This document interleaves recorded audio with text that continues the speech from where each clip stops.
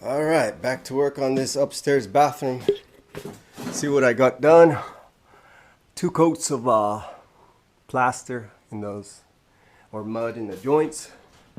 Probably needs 1 more skim coat over that. Let's turn on the light here so you can see. Yesterday, I soldered this in. They put the lines real close together and you always have it sticking out. So I kind of ran it at an angle because I don't have a bender to bend this pipe. So I just did the best I could. I got to pressure test it, make sure it doesn't leak. And then I ran out of pipe, so I just ran to the store and get some more pipe, 1/2-inch pipe. Just run off my spigot from the top. The valve and everything has to come out. It's really easy. This one comes out first, the cartridge. You just pull it out. It's held in by this piece that goes over the cartridge. And then this last piece goes in. And then you got the 2 water adjustments. These just pop out and there's a little spring in there, so you got to be careful because they will go flying. And yeah, you gotta take those out because they got seals, rubber seals on them, and this gets really hot with the gas. And I'm using MAP gas, so it's even hotter than propane. So gotta be careful. And so I'm gonna go in. I'm probably gonna put 7 foot high. I'm doing a rainfall type shower, so this one's come out quite far, and then as you can see, it's just kind of like pointing down. I choose to do this one against the traditional slanted ones like that because of the way the shower is and the way the door opens. So the door opens in a unique way. I'll show you that in a later video. And here's the base. It's pretty much fiberglass at the bottom.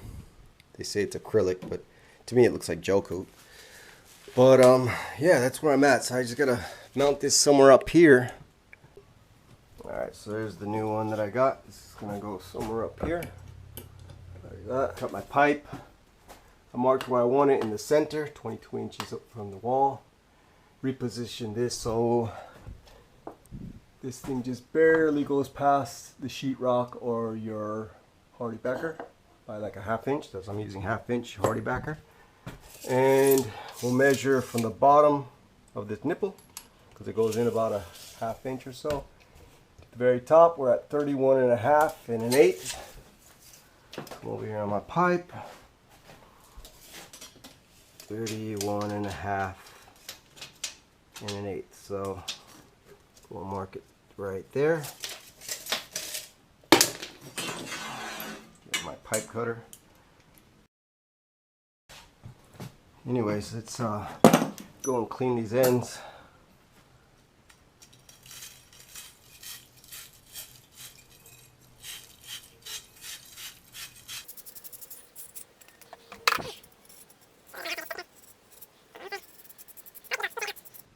Just so it's all nice and clean.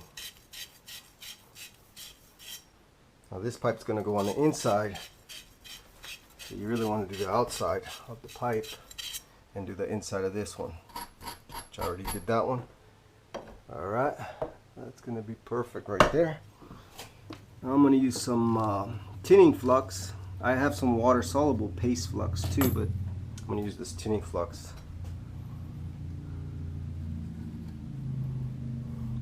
Because there's no water in here in the system.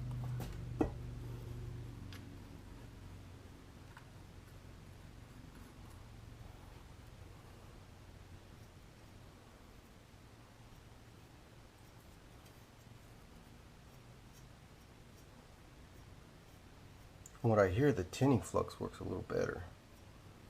So, don't know how much truth that is, but that's what I'm using right now. Alright. Do this side too while I'm at it. Top side.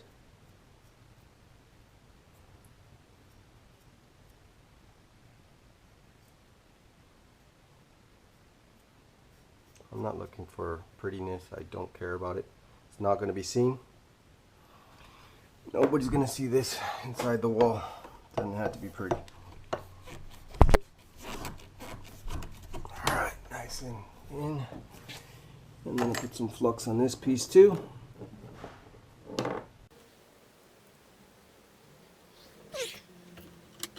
pretty close. Off a smidget, but that's fine. Alright. Now I'm using some solder, plumbing solder right here. And I'm using a MAP gas. So this gets hot super fast. You can see I even got some burn marks here because it's a little bit close, so I gotta be careful.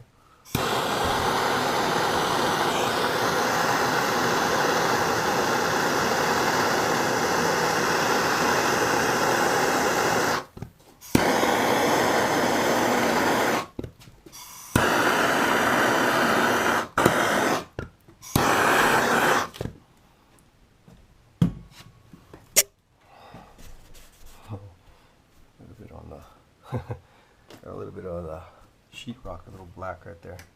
Gets hot, but too damn hot.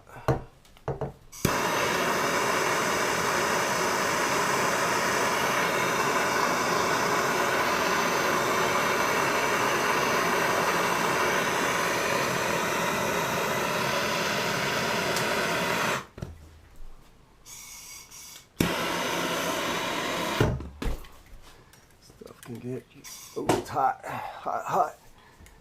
I need a little bit, somebody to help me hold this thing back. I don't have anything here, so I'm just gonna do this a little bit.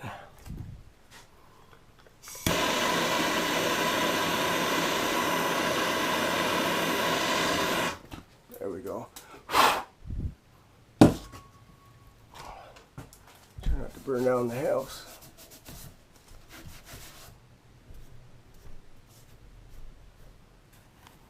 It's looking good. All right. Super hot. All right. Let that cool.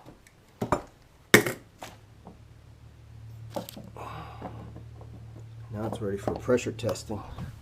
Gotta put all this stuff back on, back together. See how hot this is. Still pretty warm. I'll come back in a minute once it's cooled off. Some screws in it in the meantime. Whoa, it's hot. Alright, don't touch that. Burn the fingers. Yeah, still very, very hot. Alright, it's looking good though. Looking good.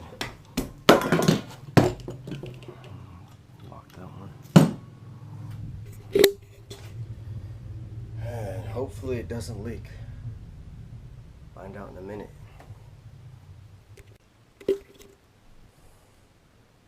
Alright, this is cooled off enough to put this back together, this valve. I'm going to show you guys on camera. First grab these two pieces. You can see it says up right here. And I should give you guys the model of what I'm using here. It's a Luxier. What is the model? Luxier B01-TC is the brushed nickel. Chrome is what I got. SS-B01-TC. Okay.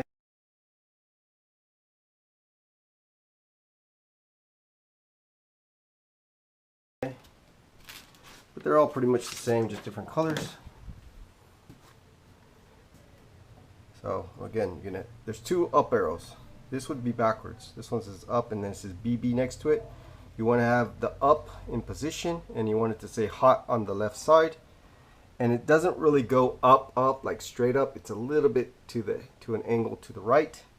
And you can kind of tell by this little piece here. It goes in the center like that, not just like that. Can't really get it wrong. Once you have it on the upside, you know it's in there. Yeah, Jacob's here. Alright, sorry about that. My neighbor came over and I don't know if you can see it on camera, but there's a hole in front about, I don't know, 10-15 feet in front of my driveway. And I don't know, a couple months ago they tarred it there. Quite a bit of tar. It looked like they did work there. and then all of a sudden a big hole started creeping up in that patch that they supposedly patched. And so my neighbor came over and said, "You're responsible for that piping. You need to call a plumber." And as you could see, the hole is in the street. I don't see how it could be my responsibility to fix the street. I mean, that's the street. My water line is, I don't know, 15 feet away from that, close to the sidewalk, and I don't see any signs of leaking on my water line where they turn it on and off. But yeah, this is a very old street. You can see there's bricks under there too that are falling in. So I don't think it's my responsibility, but I will ask around and see if it is. But yeah, so he was pretty much telling me that it's my responsibility. I need to call the city and all that. He also did say watch out, because sometimes the city will come and they'll actually break your pipe inside there, and then they'll bill you for it. They'll break it with the bulldozer when they're bulldozing it out sometimes, and that sounds crooked to me. But that's what he said that happened to someone down the street. So I'll keep my eye on it though. Alright, the next piece is going on. I'm tightening this one up. Okay. And then I'll put these little things in right here.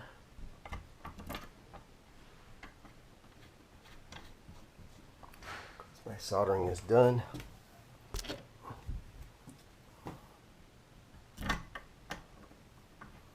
These adjust how much water flow comes out, the hot and the cold. That's all these are for. I think they call them stops or whatever.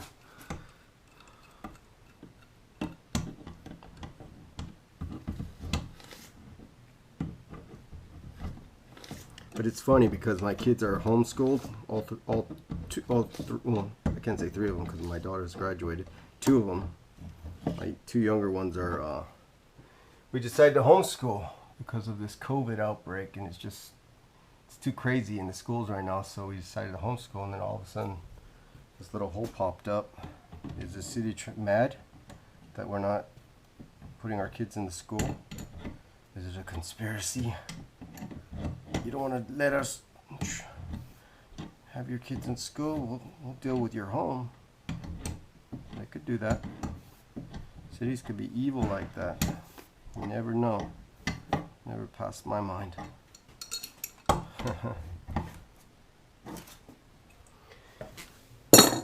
And then you can get a screwdriver in there to adjust the inner. There, it's all the way on right now. Here you go in, it turns it down all the way out, because I'll leave it all the way out. And that's it. I'll throw this back in. This little thing here is just a little safety thing, for so you know where to cut out your drywall. It protects the valve. Put that back on. Get a screwdriver though. I got one over here.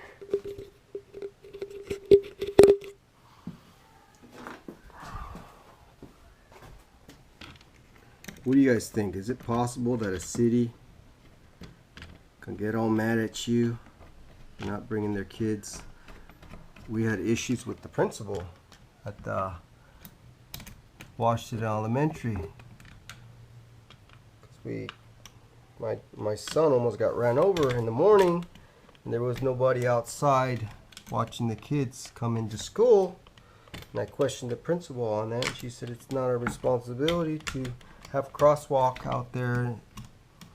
And I thought that was strange, because every school I ever been to my whole life, there's been crosswalk people in the morning. And so things must be different here in this little town. But you would think children's safety in the morning, getting to school, would be an important issue to a principal that supposedly cares for your children. Obviously not this principal. I won't say her name. Mary Cameron. Well, I guess I did say her name. And then that goes on. All right. I'm just saying, I mean, we live in a wicked world. It's so simple for retaliation from the cities, from cops, from firemen, from ambulance, all kinds of people. So easy for someone to pay you back. There's always ways around that. You got friends in high places and you gotta watch out. Anyways, there we go. That's the end result. It's all hooked up. It's ready for pressure test. Yeah. So I do a pressure test though. I gotta cap this one up here. Alright, just turn on the water. And it's only leaking in one spot. And it's not a solder joint. It's where this goes on here because I didn't put no Teflon tape. It's dripping right there. And that's when I turned on the little stoppers inside. So I have them closed right now. So there's no water going up here. But it is getting water all the way from down there to here. And thank God there's no leaks. So that's what I wanted. And this is probably a strange looking type of way I did it. I mean, it's kind of going out like that, but it works. It works.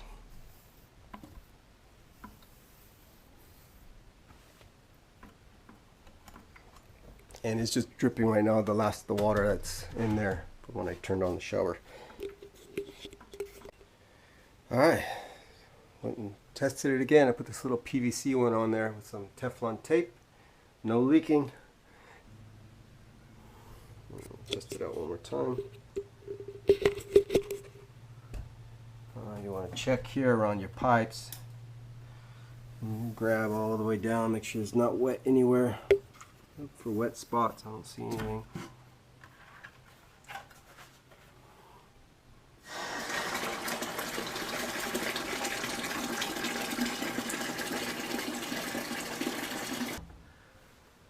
Excellent, no drips. That's what I wanted. Thank God. Now I can go on to the next step, which is putting my pan down and hooking up the pipe right there. I'm gonna have to go from underneath to get that glued up on. And that'll be the next task. Alright, you can see I put some pipe insulation on it. These are like the more expensive one. I think this was $5 a piece for just a small 4-foot piece. It's good insurance because this is the whole reason why I had to do this bathroom, is because these pipes, although they were PVC pipes that split, they were bursted. Probably because the heat was not on. This was an abandoned house for a while. I mean, it was a foreclosure. They owed the money to the bank and they lost the home, and then they turned up the heat, the gas. And I just don't want this to happen again. So this will give me the insurance that it shouldn't happen ever again by keeping the pipes nice and warm with the insulation on them. Alright, last thing I did was put some clamps here really tight because I don't want these things moving. Old homes tend to make this bang bang noise on the piping. It sounds like someone is hitting the pipes when you turn on the hot and cold water, and that's because they didn't use those clamps a lot of the times in old homes. So people just do the do-it-yourself stuff and they forget to you know, do it right. Anyways, that'll keep it from shaking, vibrating, making that bang bang clackety clack noise that you hear when you turn the waters on. Alright, so I'm ready to put my shower down. Directions say to put some pretty much some mortar mix down there, but I'm not going to do that because if in the future something happens, like you got a leak or something like that, it's going to be stuck there and you have to break it to get it out. So I'm just going to use some, this is a engineered or laminate flooring underlayment, and this will keep it quiet and give it some cushion. And then I just cut out my hole here for where the pipe's going to go, and it's just going to sit on top of this, and that should be good. Alright, tack some staples just in the corner here, mostly on the sides here, just to keep it in place. And I'm going to put this thing down, see how it looks.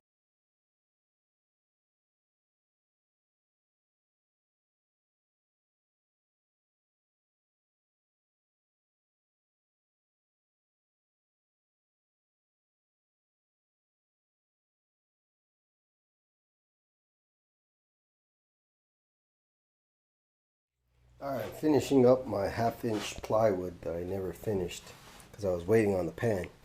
And I just got to put a strip down here, And then that's it. Then I can either do tile or bamboo flooring, whatever I choose to do.